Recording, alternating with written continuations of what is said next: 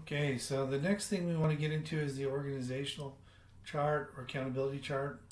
So, and how this kind of works within Bloom. So, we're going to swap over to Kurt's that we just finished up.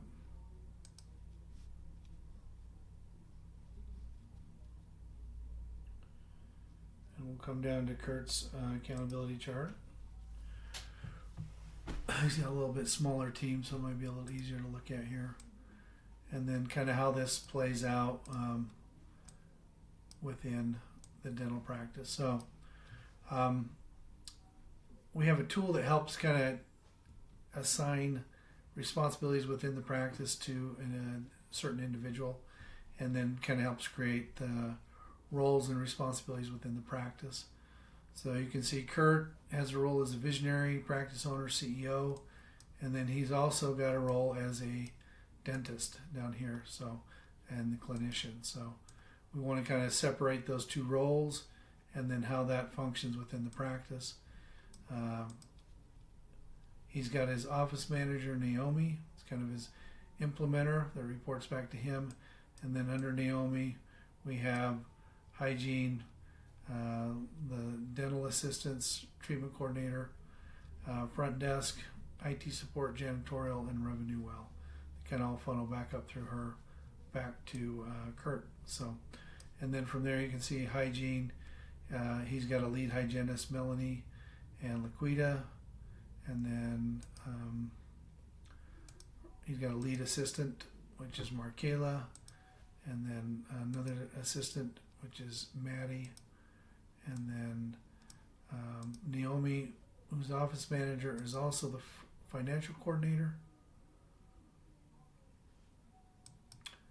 And then Kurt just hired a new gal to be front schedule, desk scheduler. So, and then you build these seats from within here. You can come in, title, employee seat, and then what are the responsibilities that are attached to this seat, and then who does she report back to in the organizational chart. Now this becomes more important, again, making sure someone's responsible for each thing within the practice, each responsibility. And then these are the things she's also in her employee evaluation.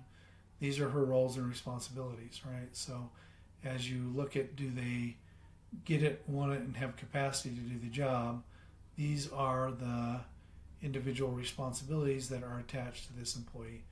So the other cool thing that Bloom has within it is the ability to do quarterly or yearly one-on-ones with each employee. That's based off of, again, your core values that you establish in your VTO, against your roles and responsibilities from your accountability chart. And then it also incorporates the goals that each employee has attached to them based on quarterly goals, meetings that they are involved in, metrics that they're responsible for.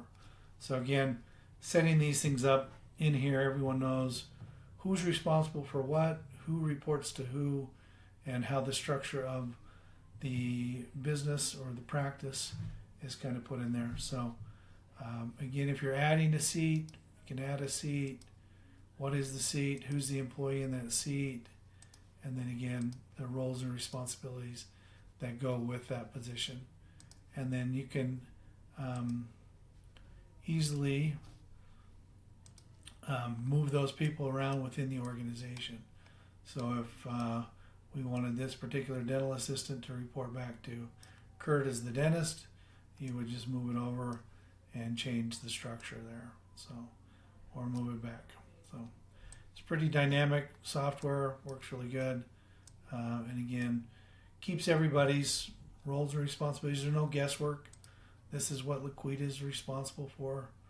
Educating patients, post-treatment care, same-day treatment opportunities, strong team collaboration, clinical excellence, promoting the in-house benefit plan, applying sealants to assist in early detection, optimize case acceptance through patient education, and perform periotherapy, cleanings, and fluoride treatments. That's her role within the practice.